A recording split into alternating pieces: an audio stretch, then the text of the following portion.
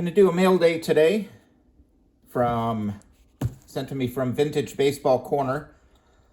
I've said it a few times and I can't say it enough. Get over and watch his videos and subscribe. His baseball stories to go along with his PSA reveals and discussion of cards is incredible. He played minor league baseball with some future major leaguers. He worked in minor league baseball for years. Got to see Don Mattingly come up through the ranks. Has some great Don Mattingly stories. Has some great Willie Mays stories.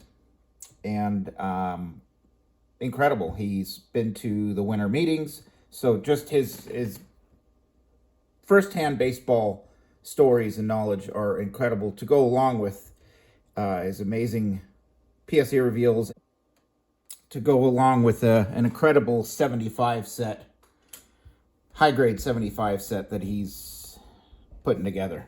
So I'm gonna what I did is we kind of did a informal trade, I guess you call it, which is, too bad.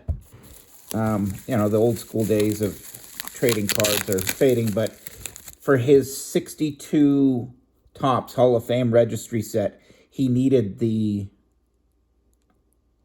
oh my gosh, I'm drawing a blank, Richie Ashburn, that I got in a recent PSA that I had gotten and then recently graded. He needed that for his 62 Hall of Fame registry set. So I sent that to him, and then he asked, what cards do I need for my 71 set? I have it completed, but there's some that are not worth grading. So I'm upgrading some of the raw. I have almost 200 out of that set graded 5 or better. So I gave him a list of kind of my raw ones that I didn't think would grade well. He looked through his and sent me a bunch of extra 71s. Sorry, did I say 75s earlier? 71s, my 71 set. So he sent me a bunch of 71s to upgrade my set, and incredible. Oh, that's awesome. So when he worked in the minor leagues, he had a ton of different roles in the White Sox organization. Was there after Michael Jordan, I believe that's what he said. But he said this guy made the majors, and this is really cool. Thank you, Chris from Vintage Baseball Corner. This is really cool. It's an autographed minor league card of Joe Borchard. And he designed, I don't know if this is one of the ones, but he was also in charge of designing the card designs for some of the team sets in some years. And it just everything that he did in the minor leagues it's incredible. I love all the stories. We've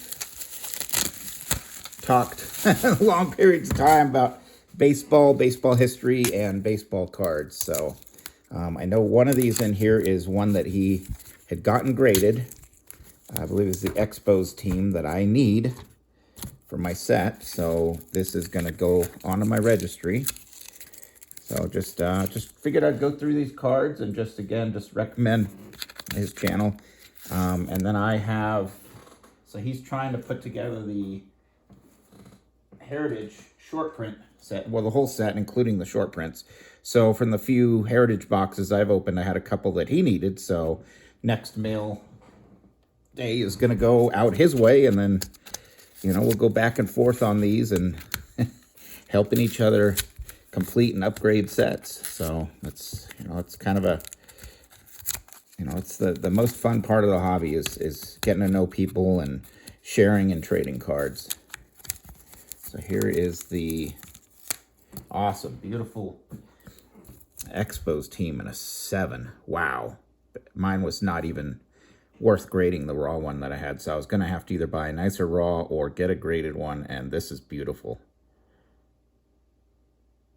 Oh, and then, so on these, I'm going to open them top side like this. So we're going to do kind of a fun little game between us where he went through, because he has an amazing eye for figuring out grades of cards before he sends them to get graded. So what he did, I didn't suggest this or ask him to, is his idea.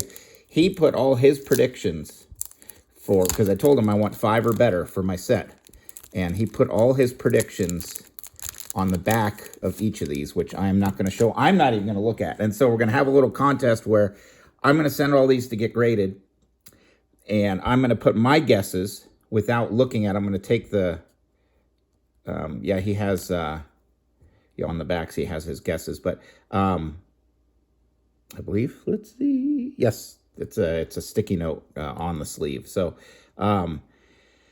so I'm going to do my guesses separate and then put my guesses and then his guesses and then send these to PSA and see who comes out with what. But, man, these are beautiful, beautiful, beautiful. So I need this one. I need Steve Klein for my set. I need Cloninger. So, of course, I mean, this is all repetitive. I need all these for my set because, like, with a lot of these, they were very miscut or they had a bad corner crease.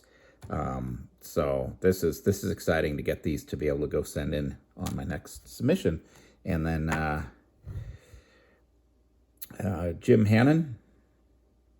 Gosh, these are sharp. Thank you. Thank you for sending these. George Culver.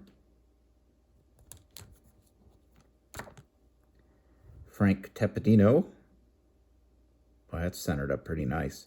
Especially 71s. Their borders are so thin, very similar to 79s. We're just a little bit off, looks a lot off because thin borders. I mean, this is not worse than probably 80-20 or 85-15, but they're, both sides are so thin on 71. So Jim Schellenbach.